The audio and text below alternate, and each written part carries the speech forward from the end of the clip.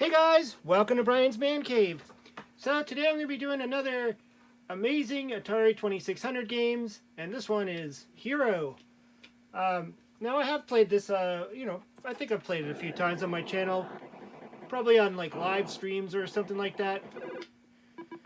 But this is a game that's definitely one of the hallmark games of the 2600, being as, in the top tier list. Really amazing graphics, I think, for the system that it's on, and the controls are really great. And I've talked about this before on I know other times where I really prefer to use the Atari joystick. The standard joystick that you would use on an Atari 2600. I think you just get better control. The stiffness of the controller definitely helps with this game. I used to play this on the bus or train ride, I should say, home, when I used to work downtown. I had to take the train, and I had this on my phone, and I could only get so far because of the controls. Playing it on an iPhone with a touchscreen, the controls were just lagging a lot. I always feel that this game definitely requires a really good controller. But I just like how this game just goes on. Like, it just, I think that, I could be wrong, I think there's 14 or 15 of the levels. I typically only get to about 10, 11. At that point, I'm kind of like cooked. I mean, usually when I play this, I would be like, if I lose a life before, like level 7 or 8, then I just restart it, because I really need those lives to get as far as I can. And one thing I've always noticed about this game is the best path to take is always the one that doesn't look like it would be the best one to take, because you always hit these lanterns and stuff. So one path might look like it's a better path to take, but that means it's probably not the good one. Too good to be true, in a way. Now, I've played this game a lot on, when I was a kid. I played it on the Commodore 64. And at that time, I thought, even for the Commodore 64, I thought this was a great game. Which, obviously, the Commodore 64, being a computer and all, could pull off a lot more fancier games than this. I still love the simplicity of this game. And, I don't know, just, how you're just constantly exploring new paths. I don't know if this is the right one. Yeah, see, that's the wrong path. I should have known better. Take my own advice. But the game pretty much plays the same on the Commodore.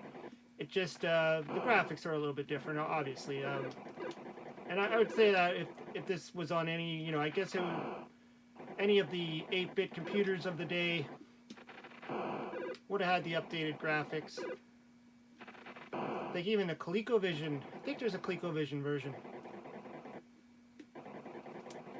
Oh, which has very similar graphics to the Commodore 64 version. I always hate going down in this area here. Can't touch that lava down there. Kill ya.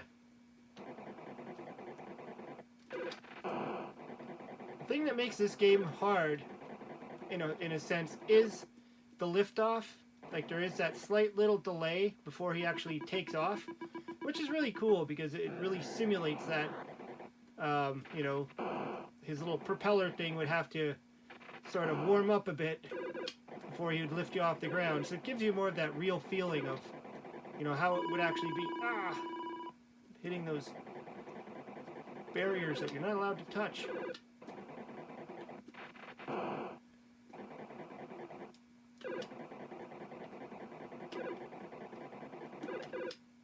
There is an Intellivision version of this game as well. I've talked about it, played it a few times. Really great version. It's called H.E.R.O instead of H.E.R.O. But it's pretty much the same game. Programmed by Carlos Madruga. Oh, geez. who's done a lot of great work on the Intellivision.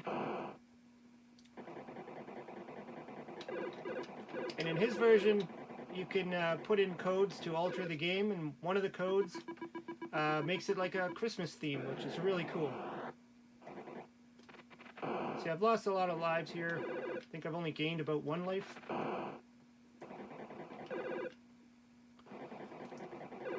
Another thing about this game is you don't want to waste your bombs, because you pretty much get to a point where you have just enough bombs to make it. Oh no. Whew. That was close. That's where I'm talking about the controller being, you need to really have a controller that is not wobbly or bad sensors in it, because you need precision when you play this game.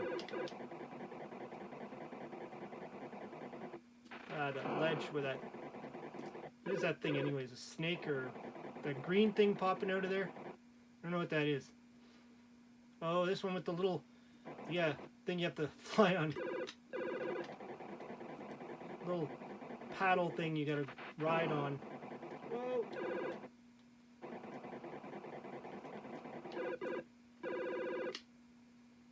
Okay, I think I'm on level 11 now. No, it doesn't tell you what level you're on. Oh, I can't go that way. Oh, I almost... Okay. Oh no! Last live. Now the one thing I do have to say about this game is it did come a little bit late, I think, in the Atari library, which made it a little bit more of a rare title. So if you can get your hands on one, the game's worth it, but you might be spending a lot more than what you would expect to spend on your average Atari game. I think they're still in the $50 range. Could be wrong. It's been a while since I, looked these games up, but I think when I was fishing for this game a long time ago, it was around the $50 range. That was close. I didn't think I was going to make that. I thought that was it. I'm down to like 1 bomb. If you use up all your bombs, you can shoot the wall, but it takes a while. It uses a lot more power. See if I'm going to make it. Ooh, that would suck if I died right there. Oh, there it is. Level 12. So, yeah, the level pops up when you change levels. Oh no, and I just touched the wall. Oh well, level 12. That's actually pretty decent. Like I said, I usually make it around between 10 to 13. I don't know if I've ever made it all the way to the end. I don't think I have. Definitely not on my phone or on any other kind of controller. But yeah, I'm using the standard Atari controller, which I totally recommend for this game. Maybe some people might be different. Maybe they prefer using like the Sega Genesis controllers. I don't know, the gamepad. But let me know what you think. If you play this game, what kind of controller do you like to use? And how do you play it? Do you play it on the emulator? Do you play it on the Atari Flashback type of units? Always like to hear what you have to say. Throw some comments down below. Hope you subscribe. We'll talk to you later.